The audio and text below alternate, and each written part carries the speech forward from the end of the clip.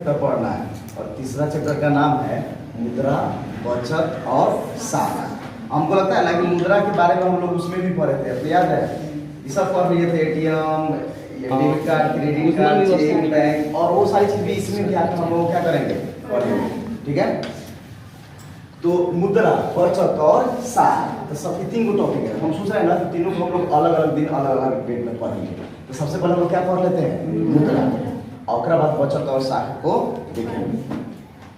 देखिए मुद्रा का इजाद क्यों हुआ, इस पर हम लोग चर्चा करेंगे। आखिर मुद्रा की आवश्यकता पड़ी क्यों, समझा है ना। तो पहले जमाने में क्या होता था, बहुत पहले, ऐसे मुद्रा का तो आविष्कार बहुत पुराना है। मानव सभ्यता का जब विकास हुआ था ना, इंसान का जब विकास हुआ था, तो उस समय से ही मुद्रा का विकास होना शुरू हो गया था। लेकिन मुद्रा का रूप अलग अलग था, हर एक समय अलग अलग इसका रूप में बदलाव आता गया।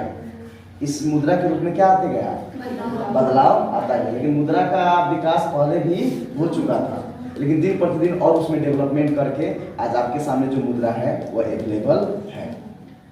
देखिए पहले क्या होता था कि कुछ लोग अपने भर, जैसे जनसंख्या कम रहता था और उनकी आवश्यकताओं भी ज्यादा नहीं रहती थी, तो जितनी आवश्यकताएं रहती थी ना उतना का वो उत्पादन करके अपना काम क्या कर लेते थे, चला लेते थे। तो वहां पे मुद्रा की कोई जरूरत नहीं होती। मुद्रा की जरूरत का एहसास कब हुआ, देखिए कब हुआ, जब धीरे धीरे जनसंख्या बढ़ा ना, जनसंख्या क्या होने लगा, बढ़ने लगा, तो लोगों की आवश्यकताएं अपने उत्पादन से पूरा होने में सक्षम नहीं रहा।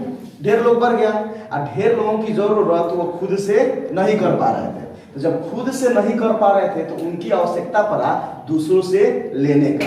किससे लेने का, दूसरों से लेने। तो दूसरों से लेने के लिए उन्होंने क्या सोचा कि हमारे पास जो अवेलेबल है वो देकर हम दूसरा का से वो सामान क्या कर ले ले। समझा ना। तो इसी को हम कहते थे वस्तु विनिमय प्रणाली, यानी वस्तु से वस्तु का लेन देन करना था वस्तु विनिमय प्रणाली। इसमें बहुत तरह का समस्या आता था, क्या आता था, बहुत तरह का समस्या आता था। तो तब वहां से एहसास हुआ कि नहीं, कुछ तो ऐसा होना चाहिए था कि जिसकी वजह से ये सारा समस्या, उसमें समस्या क्या होता था, जैसे मान लीजिए किसी इंसान के पास जूता है, मोची का काम करता है, उसके पास क्या है, जूता है, और उसको चाहिए गेहूं, क्या चाहिए, गेहूं। तो वो गेहूं वाला को खोजेगा ना जी, गेहूं वाला को क्या करेगा, ताकि ये जूता देगा, क्योंकि इसके पास क्या अवेलेबल है, जूता, और उसके बदले में वो लेगा क्या, गेहूं। ये गेहूं वाला को खोजेगा और उसको देगा कि भाई तू जूता ले ले और हमको गेहूं क्या कर दे। अब प्रॉब्लम क्या था कि गेहूं वाला को भी जूता की आवश्यकता चाहिए ना जी। अगर उसको मन नहीं करने में हमको जूता कहना चाहिए, तो फिर गेहूं नहीं देगा, इसको नहीं ना देगा। तो ये सारी समस्या पैदा होती थी, जिसके कारण से लेन देन में प्रॉब्लम होता था। तो उसी माध्यम को, उसी मतलब लेन देन के माध्यम बनकर कौन आया, मुद्रा। कौन आया, मुद्रा आया। समझा रहे ना। तो मुद्रा की उपयोगिता इतना है कि मत पूछिए। अगर मुद्रा नहीं रहे ना, अच्छा आप थोड़ा सा अज्यूम करके देखिए, कल्पना करके देखिए कि मार्केट से पैसा हटा दिया जाए, मार्केट से क्या हटा दिया जाए, क्या हासिल होगा, समझ रहे हैं। केवल दो नोट बंद करने में, कौन, 500 और 1000, अब बाकी सब नोट चल ही रहा था, तब यह हाल था। अब जरा सोचिए कि सारा मुद्रा को बंद कर दिया जाए, तब क्या होगा। तो जो कंपनी जो सामान बनाया वहीं पे खत्म हो जाएगा, कोई खरीदने वाला नहीं, क्योंकि वो जो देगा तो उसका कोई वैल्यू रहेगा ही नहीं, तो क्यों देगा। समझ आ रहा हम क्या कह रहे हैं। तो इस जगह पर मुद्रा का इंपोर्टेंस समझ आ रहा है ना। पूरा अर्थव्यवस्था आपका लड़खड़ा जाएगा अगर मुद्रा नहीं रहेगा, तो अर्थव्यवस्था एकदम खत्म हो जाएगा अगर मुद्रा नहीं रहेगा। तो मुद्रा का इंपोर्टेंस समझ रहे कितना है। आप फिर वस्तु से वस्तु में रहता तो उसमें भी कितना का प्रॉब्लम आया है, ये भी देख लिए ना।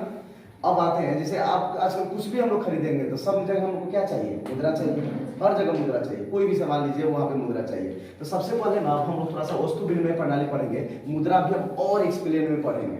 लेकिन मुद्रा के बारे में कुछ लोगों ने, जैसे प्रोफेसर ने बहुत कुछ बातें कही। जैसे प्रोफेसर मार्शल कहते हैं कि आधुनिक युग की प्रगति का श्रेय मुद्रा को ही है।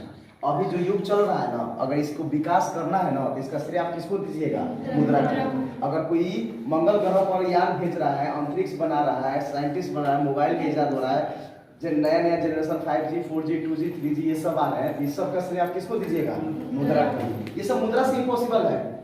ये किससे पॉसिबल है, क्योंकि जो भी हमको बनाना है तो उसको सामान को परचेज करने के लिए मनी चाहिए, और मनी से ही नहीं ये पॉसिबल है कि उसको बनाकर कहीं पर ले जाकर हम क्या करें, पहुंचा दें। तो मुद्रा से ये सब चीज क्या है, पॉसिबल है। इसलिए मार्शल साहब ने क्या कहा कि आधुनिक यानी अभी के जमाने की प्रगति के लिए अगर प्रगति हो रहा है तो उसका श्रेय हम किसको देंगे, मुद्रा को देंगे। उनसे बढ़कर इन्होंने प्रेस कोर्ट में भी बहुत अच्छा बात कहा, ये तो बहुत हद लास्ट तक कह दिया कि मुद्रा के बिना कोई उपाय नहीं, इनके कथन के अनुसार अगर देखा जाए तो ये बोल रहे हैं यदि मुद्रा हमारी अर्थव्यवस्था का हृदय नहीं है लेकिन रक्त प्रवाह जरूर है, अवश्य है। अब हृदय का मतलब समझते हैं ना कि बॉडी में जो हम लोग का दिल होता है, हार्ट होता है, वो क्या करता है, ब्लड को पंप करता है और पूरे बोल पार्ट्स में खून की प्रवाह को बढ़ाता है। तो बोले भले आप मान लीजिए कि मुद्रा अर्थव्यवस्था का हृदय नहीं है लेकिन ब्लड का जो प्रवाह होता है वो जरूर है, समझ रहे ना। तो ये दोनों का याद रखिएगा क्योंकि ऑब्जेक्टिव में पूछ देता है, ये कथन लिख देगा आपसे और पूछेगा कि ये किनके द्वारा कहा गया है और उसमें 4 नाम रहेगा। तो आपको याद करने का तरीका है, 2-3 लाइन ये देख लीजिए, इधर एक ही लाइन है तो हम आधुनिक युग में प्रगति का श्रेय किसको दीजिएगा, मार्शल को नहीं, मुद्रा। और ये किसने कहा था, मार्शल ने कहा। अच्छा ट्रेस कोड के कहेंगे तो यदि मुद्रा हमारी दिल की बात जहाँ आएगा वो ट्रेस कोड साहब को ले लीजिएगा, इसको ले लीजिएगा ट्रेस कोड के साथ। अब आते हैं वस्तु विनिमय प्रणाली, कहाँ पे आते हैं, वस्तु विनिमय। ये क्या कर रहा है, किसी एक वस्तु का किसी दूसरे वस्तु के साथ बिना मुद्रा का प्रत्यक्ष रूप से लेन देन वस्तु का विनिमय प्रणाली कहा जाता है। यानी वहां पे मुद्रा नहीं है, एक वस्तु से हम दूसरा वस्तु क्या कर लेते हैं, ले लेते हैं, तो इसको हम कहते हैं वस्तु विनिमय प्रणाली। यानी वस्तु का वस्तु से लेन देन ही वस्तु विनिमय प्रणाली कहलाता है। सीधा बात में समझिए, एक सामान दीजिए या दूसरा सामान लीजिए, इसको हम कहेंगे वस्तु विनिमय प्रणाली। अभी भी ये चलता है, उसमें भी हम लोग डिस्कस किए थे ना, अभी भी वस्तु विनिमय प्रणाली चलता है, गांव वगैरह में जाइएगा ना। अच्छा अभी देखिएगा तो कबाड़ वाला अभी तो घूम रहा है, कल देखे थे कि माइक पर बोल रहा था, शायद आज सुबह में हम देखे माइक पर बोल रहा था, एक टूटा मोबाइल लीजिए, एक नारियल लीजिए, 2 टूटा मोबाइल लीजिए, तो देखिए मोबाइल और नारियल 2 वस्तु हो गया और दोनों एक दूसरे से लेन देन हुआ, इसी को हम कहते हैं क्या, वस्तु विनिमय प्रणाली। तो ये पहले काफी मात्रा में होता था लेकिन उस समय भी मुद्रा की व्यवस्था थी और अभी भी ये वस्तु विनिमय प्रणाली कहीं कहीं गांव में मिलता है। जैसे जाइएगा ना गांव में तो कबाड़ वाला आएगा, संपापड़ी देगा आपको, बादाम देता है, वो वाला जो मिठाइया नहीं ऐसे मरने वाला मिठाइया रहता है वो भी देता है, किसके वाला बोतल लोहा कुछ भी लाकर बच्चा सब लाकर देता है और उसके बदले में वो क्या कर देता है, तो इसी को तो कहते हैं वस्तु विनिमय प्रणाली। अच्छा पहले देखना गाँव वगैरह में दही लोग बेचता था, बहुत लोग दही बेचता था, तो चावल से भी दही क्या कर देते थे, ले लेते थे, तो इसको हम क्या कहेंगे, वस्तु विनिमय प्रणाली। यानी एक वस्तु से दूसरे वस्तु का लेन देन जिसमें मुद्रा शामिल नहीं है तो उसी को हम कहेंगे वस्तु विनिमय प्रणाली। अब देखिए अभी वस्तु विनिमय प्रणाली में कठिनाइयां आया क्योंकि जब वस्तु से वस्तु का लेन देन हो रहा था ना, इसमें काफी कठिनाई आया। अच्छा थोड़ा मुद्रा पर देखिए कि इसका विकास सभ्यता में किस तरह से हुआ था शुरुआत में। पहले में भी जमाना में चाहे जो मुगल काल रहे हैं सभी राजा अपना एक सोना चांदी का, पहले सोना चांदी का सिक्का चलता था, उस पर अपना एक मुहर लगा देते थे और उसी को प्रचलन में लगा देते थे कि यही मुद्रा है। सभी लोग उसको उसको काउंट करके उसी से अपना मार्केट में क्या कर देते थे। अच्छा इसलिए मोहनजोदारो की फिल्म देखा होगा ना, तो उस समय में भी मोहनजोदारो बहुत पुरानी सभ्यता है, उसमें भी यूज हुआ है मुद्रा का। तो होता क्या था कि जब गोल्ड वगैरह सोना चांदी वगैरह का जब हम लोग लेन देन करते थे, अच्छा आप देखिए ना अभी के समय में कोई सिक्का देखिएगा कि लेन देन करते करते कोई काला पड़ जाता है, कोई घसीटा हुआ सिक्का कभी मिलता है, कभी कागज का एकदम फाटा हुआ रद्दी मिल जाता है क्योंकि बार बार एक दूसरे से हाथ में जाते जाते वो घिस जाता है। तो जो मेटल था सोना चांदी था वो तो हम जानते हैं वो खनिज है हमारा, बहुत जगहों से निकालने पर वो सब मिलता है, वो तो है नहीं कि जो आप खुद प्रोड्यूस कर दीजिएगा। सोना चांदी सोना तो आप खुद से प्रोड्यूस नहीं ना करते हो, खदानों से हमको मिलता है। इसलिए आगे चलकर लोगों ने सोचा कि इसको बार बार एक दूसरे के लेन देन करने से वो घिसता था, घिसने की वजह से मेटल की कमी होती थी, इसलिए लोगों ने क्या किया उसकी जगह पर कागज और ये सब का लगा दिया। ये कागज का टुकड़ा है। अच्छा अभी 500 और 1000 का नोट क्या है, कागज का टुकड़ा। इसके अलावा कोई वैल्यू है उसका, 1 रुपया आपको मिलेगा उस नोट के बदले में 1 रुपया। और वही जब ये बंद हुआ था उसके पहले 500 का 500 500 ही मिल गया तो हो गया, 1000 मिल गया तो 1000 हो गया, था कि नहीं था ऐसा। यही कारण है कि जब तक सरकार उसको मान्यता नहीं दिया है ना तब तक वो कुछ भी नहीं है। अब मान्यता दे दिया तो वो कागज नहीं है, वो मुद्रा हो गया। कागज नहीं है वो क्या हो गया। अब मुद्रा बहुत प्रकार से आपको मिलेंगे, जैसे मुद्रा मिल जाएंगे तो एगो नोट हो गया, ये क्या हो गया सिक्का, एक चेक समझा रहे ना। फिर आपका बहुत सारा प्लास्टिक मनी भी है, प्लास्टिक मुद्रा जैसे डेबिट कार्ड क्रेडिट कार्ड, इस सारा चीज मुद्रा में आएगा। इन सभी को हम लोग बारी बारी डिस्कस करेंगे। थोड़ा हम लोग आते हैं वस्तु विनिमय प्रणाली में, ठीक है। तो देखिए वस्तु विनिमय प्रणाली समझ में आया कि एक वस्तु को दूसरे वस्तु से लेन देन जो हम करते हैं, जो मुद्रा उसमें शामिल नहीं है, इसी को हम कहते हैं कौन चीज, वस्तु से वस्तु का लेन देन, वस्तु विनिमय प्रणाली कहलाता है। अब इसमें प्रॉब्लम आया, वस्तु से वस्तु विनिमय प्रणाली करने में बहुत तरह का प्रॉब्लम आया। आई प्रॉब्लम आपसे पूछेगा क्वेश्चन में कि वस्तु विनिमय प्रणाली में कितने तरह की कठिनाइयां आई, उस सभी कठिनाइयों को लिखें और उनको वर्णन करें। तो कठिनाइयां सबसे पहले देखिए क्या लिखा हुआ है, आवश्यकता के दोहरे संयोग का अभाव। यही सबसे बड़ा प्रॉब्लम था, ये आवश्यकता के दोहरे संयोग का। इसका मतलब ये है ना कि जैसे मान लीजिए कि हमारे पास दूध है और हमको चाहिए कपड़ा। हमारे पास दूध है, हमको चाहिए क्या, अब आपको ये ढूंढना होगा कि किस आदमी के पास कपड़ा है, ये ढूंढना होगा। और साथ में ये भी ढूंढना होगा कि उस आदमी की दूध की आवश्यकता है या नहीं। ये दोहरा आवश्यकता का दिखाई दे रहा है ना। खाली आपकी आवश्यकता से मतलब नहीं है, खाली आपकी आवश्यकता से उस आदमी को भी उस चीज की आवश्यकता है कि नहीं है, इससे भी मतलब है। तो इस चीज का अभाव है ना, कमी है ना, कि आपको सर्च करना पड़ेगा कि अरे भाई उसको है कि नहीं है। फिर वो कह दिया कि नहीं हमको दूध नहीं चाहिए, तो फिर आपको दूसरा अभाव यानी कमी है। आवश्यकता की क्या है, दोहरा संयोग की कमी। अभी दोनों को देखना पड़ेगा। अगला देखिए, मूल्य की समान मापक का अभाव। मूल्य की समान मापक का अभाव, ये भी प्रॉब्लम करेगा कि मूल्य का एक एक्यूरेट वैल्यू नहीं है। अब जैसे मान लीजिए हमको लेना है 1 kg घी है, घी के बदले कुछ चावल लेना है, तो घी का दाम अलग हो गया, चावल का मूल्य क्या हो गया, अलग है। तो एक ये कोई सही तरह से एक मापक नहीं है, या कि वस्तु से वस्तु ना है तो उसका मूल्य का मापक नहीं है। आप बदलिएगा तो कहेगा चावल हम देंगे इतना, ये कहेगा हम घी दे रहे हैं, तो फिर क्या देख रहे हैं, दोनों चीज अलग अलग है, दोनों की हर एक तरह से अलग है। तो मूल्य का मापक का भी क्या था, अभाव था। अगला, मूल्य संचय का अभाव। ये भी सबसे अभी का दौर क्या है कि आपके पास अगर मछली आ गया ना, मछली मारे हैं तो जाके बेचिएगा, मुद्रा आपको मिल जाएगा, और मुद्रा को संजो के रख दीजिएगा और कभी भी आप काम क्या कर सकते हैं। लेकिन अगर वस्तु विनिमय प्रणाली रहता, अगर आपके पास फल सब्जी मुद्रा, फल उगा लेते, सब्जी उगा लेते, तो उसको आप खोजना पड़ता ना। मान लीजिए उसको आवश्यकता नहीं था किसी को, तो वो आप अपने पास रखते, और रखने के कारण कुछ दिन के बाद वो क्या हो जाता, सड़ जाता। तो सड़ जाता तो आप उसके मूल्य को संचय कर पाए, यानी मूल्य को आप जमा कर पाए, नहीं कर तो क्या हो गया, खत्म हो गया, बर्बाद हो गया। तो मूल्य संचय का भी क्या था, अभाव था। तो अब फिर से एक बार रिवाइज करते हैं कि क्या हो रहा है। आवश्यकता के दोहरे संयोग, इसका मतलब ये है कि सामने वाला की भी आवश्यकता होनी चाहिए और मुझे भी वो आवश्यकता होनी चाहिए। इस चीज की कमी थी, वस्तु विनिमय प्रणाली में इस चीज की क्या थी, कमी थी। दूसरा, मूल्य के समान मापक का अभाव, एक्यूरेट वेट किसी का भी नहीं था, बस वस्तु से वस्तु था, लेकिन उसका मूल्य का क्या, इसका मूल्य का कोई एक मापक नहीं था। अगला, मूल्य संचय नहीं कर सकते थे हम, एक जगह कुछ दिनों तक कोई सी कच्चे माल को हम रख नहीं सकते थे, क्योंकि वस्तु से वस्तु था, या मूल्य का तो बात था ही नहीं। तो उसको हम अगर 10 दिन रखते तो बर्बाद हो गया, तो उसका मूल्य को हम संचय नहीं कर पाए। अगला था सह विभाजन का अभाव। ये सबसे ज्यादा प्रॉब्लम था, किसका, सह विभाजन। मान लीजिए हमारे पास एक गाय है, क्या है, गाय, और हमको चाहिए दूध भी चाहिए, जूता भी चाहिए और कपड़ा भी चाहिए, ठीक है। तो हम गए तो तीन आदमी के पास मिला, जूता वाला अलग था, कपड़ा वाला अलग था, दूध नहीं चाहिए हमको, दूध गाय तो ये है। मान लीजिए हमको क्या चाहिए, अनाज, तो ये तीनों चीज क्या था, अलग था।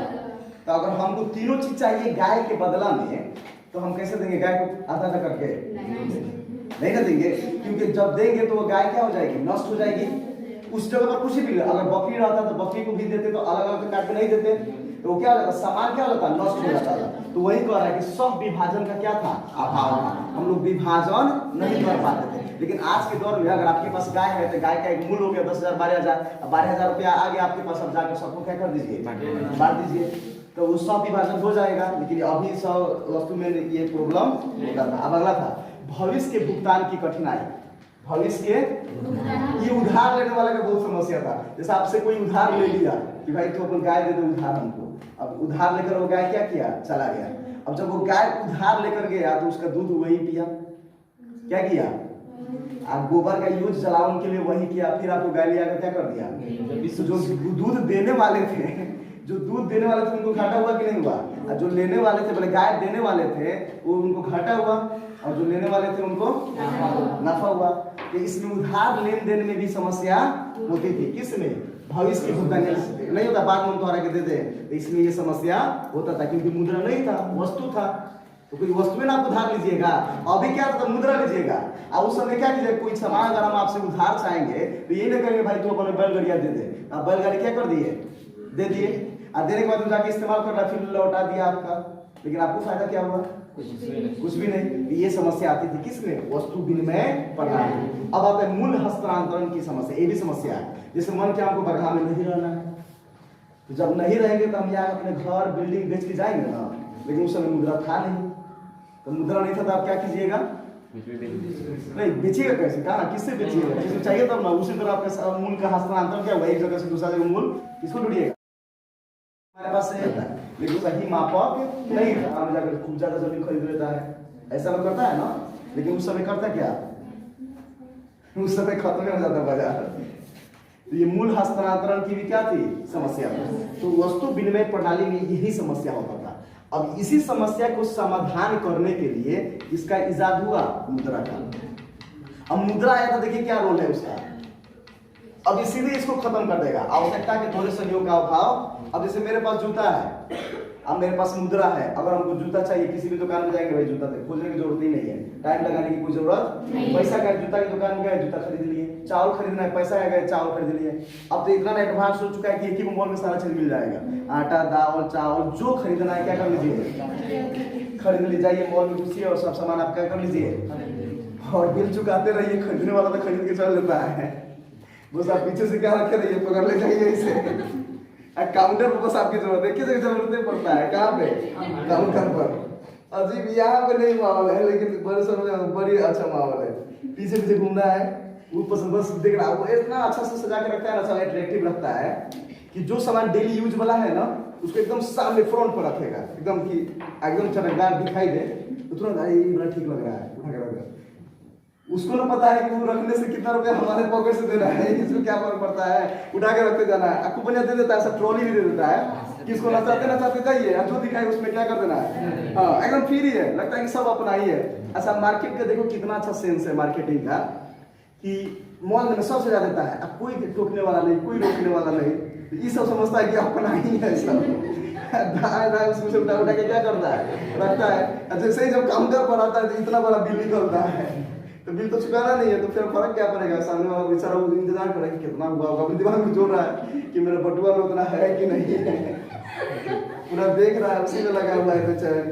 ये सब समस्या आया था, तो इसका समस्या खत्म हो गया ना, किसके आने से, मुद्रा के वजह से। आवश्यकता के दोहरे संयोग का अभाव खत्म हो गया। आपके पास पैसा है, किसी को पूछने की जरूरत नहीं भाई तुम्हारे पास क्या है, हमारे पास पैसा, हम कहीं से जाएंगे वो सामान क्या कर लेंगे, ये काम खत्म हो जाएगा मुद्रा से। ये मूल्य के समान मापक का अभाव तय हो गया कि 1 केजी का दाम इतना है, 2 केजी का दाम इतना है, 3 केजी का दाम इतना है। अगर हमको 5 केजी चावल लेना है तो हम उसके हिसाब से 1 केजी देंगे, तो कोई वो अच्छा चीज तो उसके हम बराबर हो जाएंगे कि एक मूल्य तय हो गया। ये क्या हो गया, अब अगला है मूल्य का संचय का अभाव। नहीं बेचेंगे, कितना का होता है कि मछली भाई बेच दो, चाहे 100 जाइए ना बेच बताओ, तो वो क्या करता है, बेच देता है, पैसा उसके पास क्या हो गया, आ गया। फल लेकर आया, बेच दिया, अब फल पैसा क्या कर लिया, इंतजार नहीं ना करना है कि फलाना कोई आएगा हमसे कोई वस्तु देगा तब हम उसको ये वस्तु क्या करेंगे, ये तो वेट करने की जरूरत नहीं है, सीधे उसके पास मुद्रा आ गया, उस मुद्रा का इस्तेमाल वो कभी भी क्या कर सकता है, कर सकता है। तो वो मूल्य का क्या हो गया, संचय हो गया, उसके सामान के मूल्य का अपने पास सुरक्षित हो गया। अब सब विभाजन का अभाव, काटने की कोई जरूरत ही नहीं है, 2 जूता 1 जूता देने की कोई जरूरत नहीं है। आपके पास जो भी है, गाय है तो गाय को हम 10,000 में बेच दिए, हमको जो जो सामान चाहिए वो उस दुकान में जाएंगे और सामान क्या कर लेंगे, तो सब विभाजन एकदम आसान हो गया। अगला भविष्य के भुगतान की कठिनाई तो और आसान हो गया। उधार तो लोग तो खुश खुश के उधार देता है, 3 रुपए 4 रुपए सैकड़ा, 5 रुपए सैकड़ा, गाँव में नहीं देता है ब्याज पर पैसा। कितना आदमी का बिजनेस है, और यही बिजनेस तो बैंक है। आखिर आप लोग सब कभी सोचे इस बात को कि बैंक जो है आपके पैसा को जमा करता है, एकदम सुरक्षा प्रदान करता है कि भाई तुम्हारे पैसा को हम एकदम सुरक्षित से रखेंगे और तुमको जब जरूरत होगा तब हम तुमको क्या कर देंगे, दे देंगे, आपको तुमको हम ब्याजो देंगे। तो आप लोगों के दिमाग में ये नहीं जाता होगा कि भाई मेरा पैसा को सुरक्षित से रख भी रहा है, सुरक्षित से क्या कर रहा है, आप घर में गुल्लक तो रखिए, आपका भाई वो सुबह से टेल करके निकाल लेगा, रख लेगा कि नहीं रख के निकाल लेगा, उस गुल्लक की कोई सुरक्षा नहीं है, आपके घर में कोई सुरक्षा नहीं है। कहीं अगर ऐसी मम्मी लोग बांध के रख देता है कि चूहा या काट दिया, तो आपका सामान की आपके घर में सुरक्षा नहीं है, लेकिन बैंक पूरा सुरक्षा आपको क्या कर रहा है, प्रदान कर रहा है। और फिर उसमें ये भी कह रहा है कि तुम जब चाहोगे भाई तुम अपना पैसा क्या कर सकते हो, ले सकते, जितना चाहो उतना निकाल सकते हो, जब चाहो तो। यहाँ तक एटीएम की व्यवस्था कर दिया कि हमारे पास आने की जरूरत नहीं है, एटीएम कार्ड दे दिया, लेकर निकाल लो। ये भी कह दिया कि चेक दे दिया कि आप किसी के नाम पर देना चाहते थे, खाली आप साइन करके चेक दे दीजिए, हम दे देंगे उसको पैसा। इतना सुविधा कर दिया। और ऊपर से क्या कर रहा है कि आप पैसा जमा करोगे ना, हम तुमको ब्याज भी देंगे, हम आपको। तो फिर सोचे कि आखिर बैंक का इतना मेहरबान है हम पर, ये दिमाग में आ रहा है कि बैंक इतना मेहरबान, उसको पैसा कहाँ से, उसको क्या सरकार पैसा देता है, नहीं देता है। अब देखिए क्या होता है, जब ये बैंक ऐसे हम पढ़ाएंगे मुद्रा में, तो सारा चीज हम लोग पढ़ेंगे, बारी बारी से पढ़ेंगे। तो बैंक जो होता है ना, पूरा लोन पे डिपेंड रहता है। किस पे, कर्ज पे। वो अपने पूरे संपत्ति का जितना भी होता है ना, आपको पता नहीं है, अगर हम टीचर सर्किल में देख लेना तो हमारे साथ जितने भी टीचर लगभग सभी टीचर ने लोन रखा है, हम खुद लोन ले रखे हैं।